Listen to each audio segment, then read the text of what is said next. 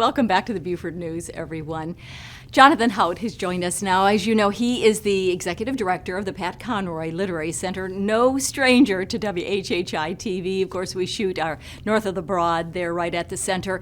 But we're here specifically to talk about his protege, Holland Perryman, who is a senior at Beaufort High School. She's a class president, but she has started this amazing organization called DAYLO, and DAYLO stands for Diversity Awareness Youth Literacy Organization. Jonathan, great to have you with us.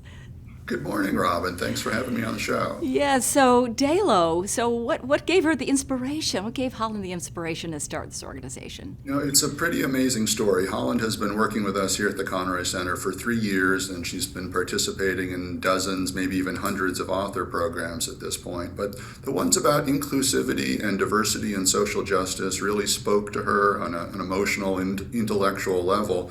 And she decided she wanted to do something at Beaufort High that would continue those conversations with her classmates. So earlier this year, she created DAYLO, Diversity Awareness Youth Literacy Organization, in response to some conversations that we've had with best-selling authors who write about social justice and inclusivity. And DAYLO has grown just astronomically at Beaufort High. It's one of the largest student organizations now, about 50 student members. And they're actively engaging with books on themes of diversity and social justice, and through partnerships with the Conroy Center, they've gotten to have virtual visits with the authors of some of those books in the classroom, and also help us out in public events that also feature some of those authors. But what DAYLO has discovered, as many of us do, is that those conversations are only possible if you develop a love of reading and writing at a fairly young age. So there's a service learning component to DAYLO as well, where the students who participate at Beaufort High want to actively engage in teaching literacy and appreciation for story and story on diverse topics in particular with their younger peers, with students from middle schools and elementary school. So because of that, there's going to be the Teddy Bear Picnic on November the 20th. What an exciting event. It's in the morning, 9:30 to 11:30 at Beaufort's Pigeon Point Park, right, Jonathan? Yes. And that is a beautiful neighborhood park just a few blocks away from where we are here at the Conroy Center.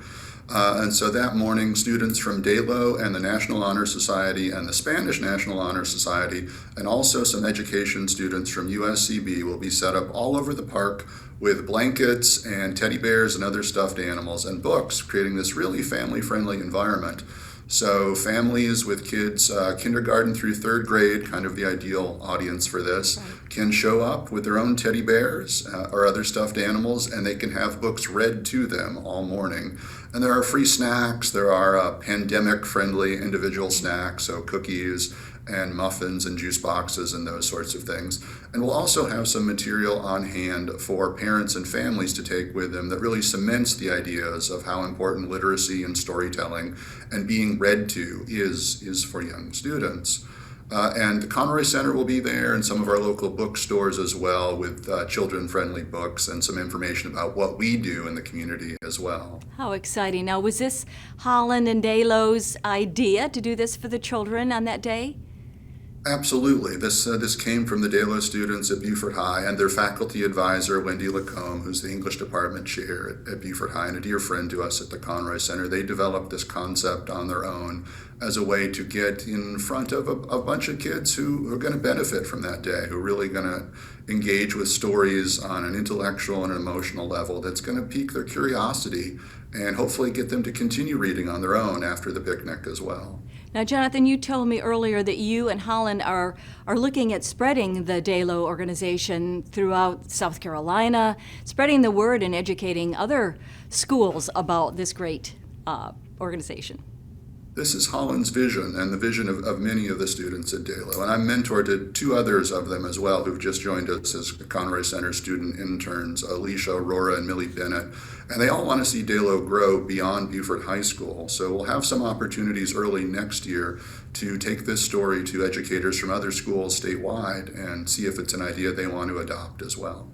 Thank you, Jonathan Haupt. Again, the executive director of the Pat Conroy Literary Center. We'll actually be talking with him later in the week on North of the Broad. She just came off a fantastic weekend with the Pat Conroy Literary Festival. So thank you so much, Jonathan, for everything that you're doing for our community, in particular for young people. Thank you so much. Thank you, Robyn. Okay, I appreciate bye-bye. the opportunity.